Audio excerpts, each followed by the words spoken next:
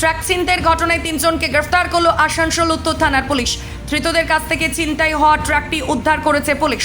বৃহস্পতিবার আসানসোল উত্তর থানায় সাংবাদিক বৈঠক করে আসানসোল দুর্গাপুর পুলিশ কমিশনারেটের ডিসি সেন্ট্রাল ধ্রুব দাস জানান, বুধবার একটি ট্রাক কল্যাণেশ্বরী এলাকায় আনলোড করে আসার পথে চৌরঙ্গীর কাছে 3 জন অপরিচিত ব্যক্তি গাড়িতে ওঠে। এরপর চালককে গাড়ি 19 নম্বর জাতীয় সড়ক দিয়ে যেতে বলে। ট্রাক জুবেলি মোড়ের কাছাকাছি আসতেই চালক মারধর করে ট্রাকটি ছিনতাই করে। গাড়ির চালক আসানসোল উত্তর থানায় লিখিত অভিযোগ দায়ের করে।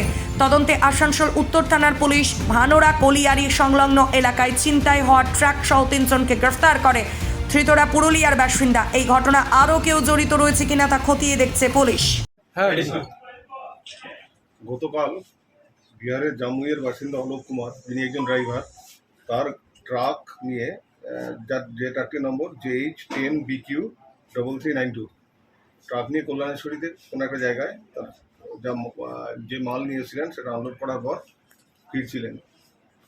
আমাদের চৌরঙ্গির কাছাকাছি একটি জায়গায় গাড়িটা দাঁড় করি খাবে দিক করে, সেটা এনে 3 জন অপরিচিত লোক গাড়িতে উঠে ওকে মারধর করে এবং গাড়ি এগিয়ে নিয়ে চলে যেতে বলে। তো গাড়িটা জুবিলির কাছাকাছি আসার পর ওদের নামিয়ে দেয় এবং গাড়ি নিয়ে চলে যায়।